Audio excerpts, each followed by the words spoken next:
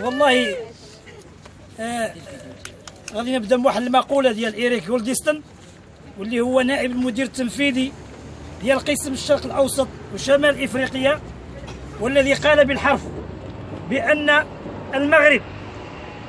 داخل المغرب يتم التعامل مع الاشخاص ذوي الاعاقه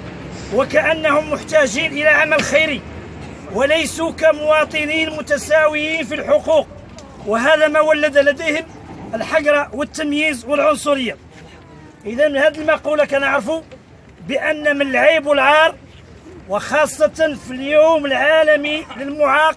ان يتم ايقاف مسيره اللي هي واحد الشكل نضالي اللي هو يعني مرخص به، خاصه وانه اليوم العالمي للمعاق، اليوم الوطني للمعاق، انه مرخص الاشخاص ذوي الاعاقه يعبروا عن المشاكل ديالهم الكثيره وعن يعني ما يعانون منه. جيت انا اليوم وسمحوا لي، راه الاخوان كانوا غيجوا ديال يعني كنمثل المركز المغربي لحقوق الانسان والمنظمه الديمقراطيه للشغل بصفتي كاتب عام ديال المنظمه الديمقراطيه للشغل.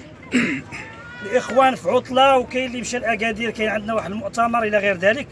المهم راه كنبلغكم التحيات ديالهم والتضامن ديالهم لا مشروط معكم ومع المطالب ديالكم، وحنا كنعرفوا بان هذه الجهات المسؤوله على راس السيد العام للاقليم من نهار اللي جا ولا يفتح حوار مع الهيئات والاطارات اللي هي كتشتغل على ارض الواقع في طنطان، وهذا كنستنكروه حنا لا داخل المنظمه الديمقراطيه للشغل.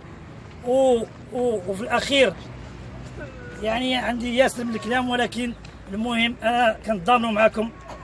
كليا، كنتضامنوا معكم بدون شروط، وتحيه نضاليه لكم.